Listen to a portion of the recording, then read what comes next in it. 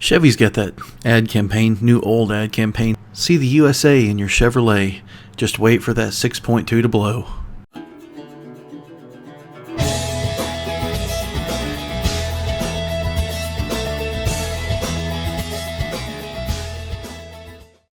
Say it with me. For we walk by faith, not by sight. Hey guys, John with Cheap Old Cars and Corners. So today's video is a little bit different, okay? I'm doing an opening right now, and I'm actually not sure what I'm going to make the video about. Not that I don't know what to make a video about. I've got multiple plans on things I can do. I'm just trying to figure out what I can do with my time that I have. I have to help some other people with other things this week. And with the temperature and weather and everything that we have. Just trying to figure out which one to make, and it's kind of still on that right now. But let me go ahead and film this opening while I've got something on my head, something I'm thinking about, and I want to tell you before we get into the rest of it. So, I'm going to pivot away from the Blue Bullet. I'm pointing that way because the garage is that way. I'm going to pivot away from that for a little bit. You know, I was trying to make videos on it, you know, working on the IRS and getting the bushings and different things. There's the parts, I don't know when all the parts are going to be here. Like, I've got my front coilover springs and my rear coilover conversion kit, but I don't have any of the shocks and struts. I still need the front coilover conversion kit and all the shocks and struts.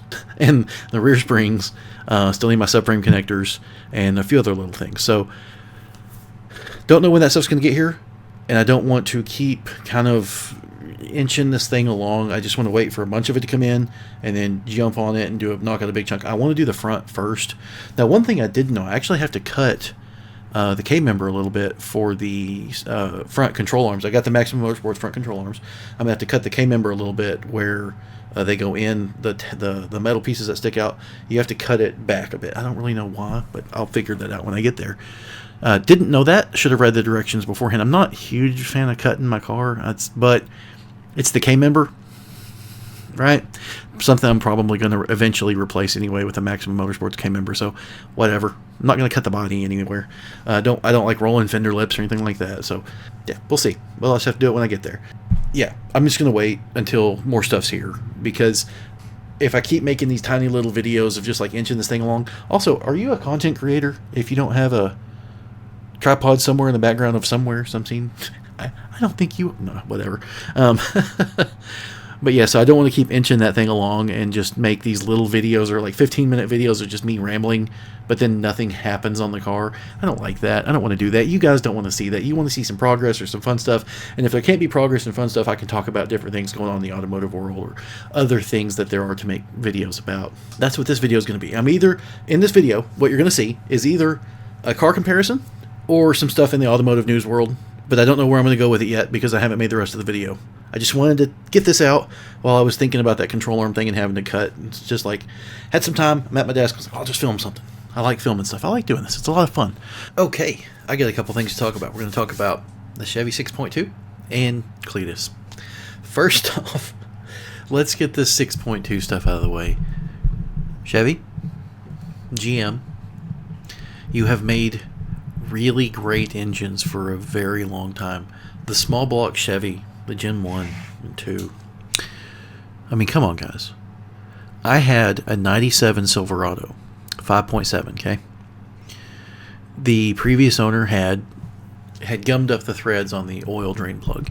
And so I was going to pull the drain plug, tap it at a slightly larger size, and then go up to a different plug, okay? That truck had 180,000 miles. I pulled the oil pan off. There's still hone marks in the cylinders. Like, it was in great shape. You know, I had that truck for years. I bought it around 120, 130,000 miles, and I drove it up to about 190,000 miles. Every now and then on a cold morning, the distributor would squeak just a little bit until it was warm. And I mean, just a few little chirps. And I was going to replace the distributor. Everything would have been fine. And that was a great, great engine. And like now... So I've had 3 04 Silverados, 2 with a 5.3 and 1 with a 4.8. It's the greatest motor ever, right? Like, it's just going to last forever. You know, I started doing the variable cam timing stuff, or not variable cam timing. That came later. Let's start with like the AFM. So the cylinder deactivate stuff. Then, like, Chevy has had GM, all of it, since 07. So almost 20 years now of random lifters locking up in their collapsed state. Come on, guys. Fix this crap. And then And then the variable cam timing stuff had issues until they went to the LT motors. And the LT motors, a lot of that stuff's fixed, but you still have lifter issues. And now we have the 6.2s throwing rods. Guys, and this has been an issue for, since 2018, 2019? So we're like 8 years of this issue, and it's still going on? These modern cars are just absolute garbage. They are. They're really garbage. Okay, so I have a song. I have a song for you guys. Before we get too far in this, let's go ahead and play this song. I think if I mute myself and turn this other thing on, you'll be able to hear it. Well, we're rolling down the highway, feeling grand, the baddest truck in all the land. Then the big 6.2 begins to shake and stall. Oh, what a feeling, now it's gonna cost it all. Got that lifter tick and that check engine light, breaking down is an American birthright. Oh, what a feeling, now it's gonna cost it all. Yeah, what a feeling, now it's gonna cost it all. I mean, yeah, pretty much. So honestly, I tried to remake the See the USA in Your Chevrolet song, and I was like, ooh, See the USA in Your Chevrolet, just wait for that 6.2 to blow, because that kind of goes with the lyrics of the song. But the AI would not make that for me, and it has AI in it. I don't like doing that typically, but you're not gonna hear me sing. Let's move on to Cleetus. There's some people upset that he was approved for the truck race. And he realized he messed up. He overcorrected the other way to get away from the other vehicles, the pack he was running in. And, he took himself out. So, yeah. Was he experienced enough to be there? Yeah. Yeah, I think he was. Okay. I don't think he should have stayed up there in that kind of lead pack running 3 wide. I think he should have, as soon as it went 3 wide and got aggressive, I think he should have backed off and found Travis. Travis had the radio issues, and he backed to the back. And then he after the end of the race, Travis Pastrana goes up and tells Cleetus, like, hey, I was looking for you, when you wrecked. Like, I had radio issues, and so I dropped back. I thought you'd like drop back here with me, then we could work together. And you got to finish the race first, right? So I think that was a mistake, staying up there, trying to be running with the much more experienced guys. But yeah, I think he should have been there. Now, did he really have the skill to run in that front pack up there 3 wide? No, he didn't. He's not that guy yet, and he might be that guy. I don't know if he wants to be that guy. It seems like he is wanting to go down that route, but he has so much going for him already in another direction that he can choose to do that or not. And I keep seeing the NASCAR people, and I used to be pretty big into NASCAR, but I keep seeing the NASCAR talking heads these days basically saying, like, if he wants to be serious about this, he needs to do it all the time. He needs to be right. And I'm like, guys, the dude's already doing super well. He doesn't need to be that serious about this. I mean, he can make plenty of money doing these little joint venture things with NASCAR, and with NASCAR, like the company. He can keep doing well here without having to be as serious as, he doesn't have to live that life. He really doesn't have to. Now, is he going to be a top contender in points races and all this stuff if he doesn't live that life? No, he'll never be that. I don't think, even if he jumped into it fully, I don't think he would ever be that. Now, he might have a decent season and stuff, but quite frankly, the guy does drag racing and sprint boat racing, and he did the stadium trucks for a while. He does lots of different stuff, but that's what you have to do on YouTube. You have to do, I'm going to say different things, but obviously YouTube has people like the same kind of formula over and over, but his formula is kind of like jumping in something, having some fun with it, and then jumping in this and having some fun with it. And the key theme there, the theme that rolls through everything, is Cleetus having some fun. We enjoy watching it. So that's kind of my thoughts on that. Yeah, he got approved, even though he scraped the wall there in his practice, and he messed up. He should have. His mess up wasn't the wreck. I've seen a ton of people do that same thing, really aggressive driving, get loose right there. Was that turn 4 or whatever? Anyway, whatever turn that is, I'm brain farting there, but that little place, I've run that in iRacing, and I've run that in Gran Turismo, and I've run that in other games, and I've been in races there where my car's gotten loose on that little bump right there. It's it happens. And his mistake was more that he didn't kind of drop to the back of the pack, find Travis, and then work together, and then use that, working his way up with Travis from the back of the pack, use that as his practice time in the truck, because really he didn't have much practice time. I mean, everybody knows that. He got some practice laps at the shorter track. I don't remember what track that was. And then he gets out there and he wrecks on lap 6. Should have dropped back. Should have just focused on finishing the race. That was his mistake. I don't think his mistake was necessarily the wreck. I think it was, like I said, not dropping back and getting more practice before trying to run with people that aggressive in their driving style. Yeah, that's it. Man, I need a haircut. It's getting bad. My hair grows straight out from my head, and then I'm thin right here, and so I get this, like, poof. It's like the puffy Wolverine thing going on. Jeez. I'm going to go cut it here in just a minute, actually. It's looking rough, but I'm still going to put this out because I'm an old overweight guy, so I might as well have whatever. I do hope there's more down this path. I don't know how far he's going to go. He seems like he's wanting to take it further, but I mean the time that he would have to put in to do it well is a lot of time that takes away from the time that he does the more other fun stuff, because NASCAR, they're going to try to make him more serious, right? And we've already seen in his interviews and different things, he's already more serious at this Daytona race than he was last year at the ARCA races that he did last year. So, like, he's already being more serious, and he's already being sure to call out the sponsors and do all the things. And, like, in my opinion, that kind of waters down the silliness of it. No, like, yeah, he was he and George ripped Travis Pastrana's sleeves off, and then while they're talking, Cleet looks over at Travis Pastrana and, like, pulls a hair off his face. Like, that kind of silliness is why we watch it, because the guy's obviously a serious guy. Multiple businesses that he owns, tons of employees. Now, obviously, I think it's Alan. He has a business manager that runs that stuff for him. But just putting yourself in that spot where, like, hey, I need someone to run this for me, and because I'm not capable of everything, right? That's a smart move in and of itself. Okay, so he's got a business manager. He's got multiple businesses. He's got multiple streams of income.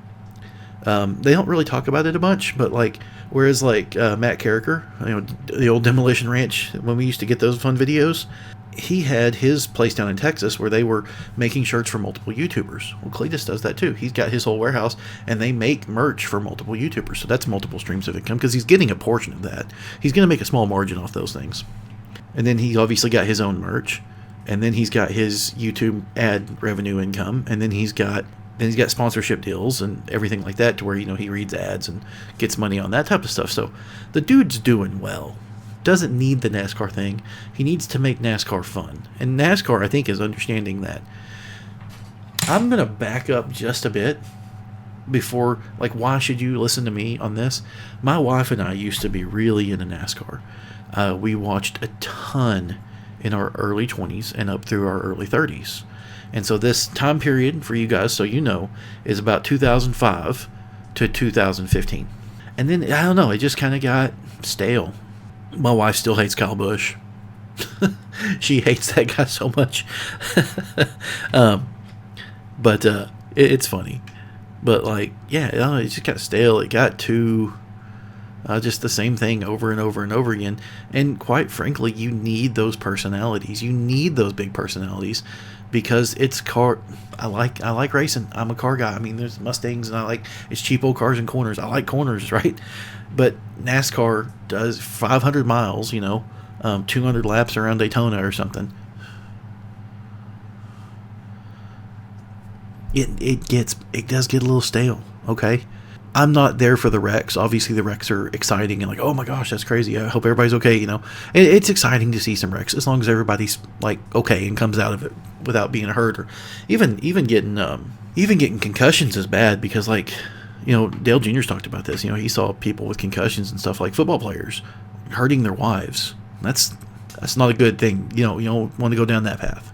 It kind of gets stale, and what you need to make the race where the middle of the race, where it's kind of boring to watch when they're not really pushing that hard. They're saving gas, saving tires, and trying to get closer to the end.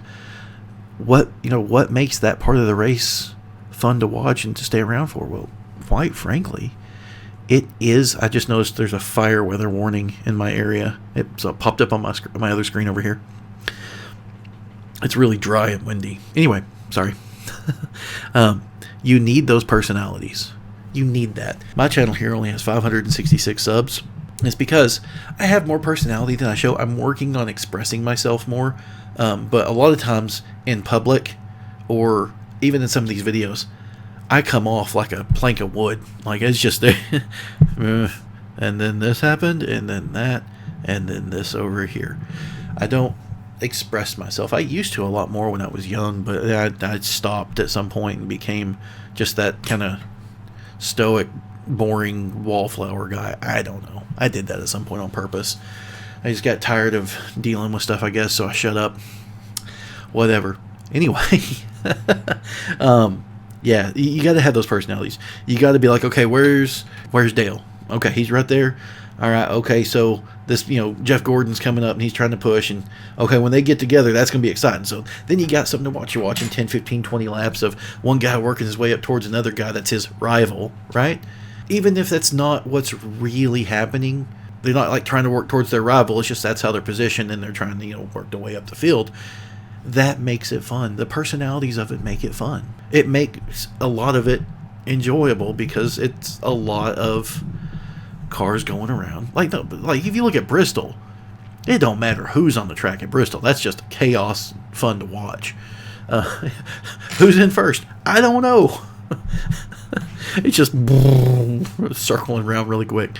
But the bigger speedway tracks especially, I've said it multiple times now, I'm going to say it again, you have to have those personalities. Those big personalities that people enjoy watching, so it makes the middle of the race fun to watch. The start of the race can be pretty fun. The end of the race is the most fun because everybody's jockeying for position the best. I don't want to see anybody get hurt. Obviously, the wrecks happen, and it can be a little exciting as long as they all walk away. Never want to see anybody get hurt. But we like wrecks. They're fun to watch. So, yeah, there's going to be people that are going to say, I'm missing the point. I'm sure there's lots, but I'm more representative of the average person, right? And NASCAR's not my biggest thing. I'm more of a sports car racing guy. Man, there's stuff all over my shirt. My dog was leaning on me. I'm going to post it anyway. But, yeah, no, I'm more of a sports car racing guy, I like watching Patrick Dempsey race a Porsche around Daytona 24-hour road course. Why? Well, he's not really racing that much better than a lot of the other guys out there, but it's a personality that I know, and my wife's watched him in different shows and stuff, and she thinks he's a cute guy and all that stuff. So it's fun to watch those people out there that you know about. If Travis Pastrana is in a race, I'm very likely to watch that because the dude seems like a genuinely nice guy.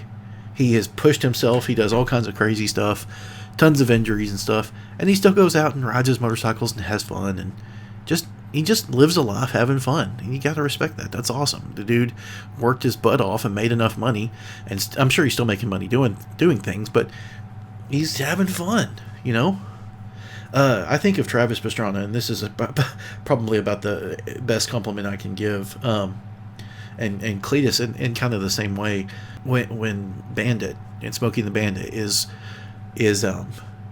telling Frog what he does, and he's like, I just go from place to place and do what I do best, and she says, what's that? And he says, show off, right? That's kind of how I think about those guys. They literally live a life showing off, and it makes money for them. That's awesome.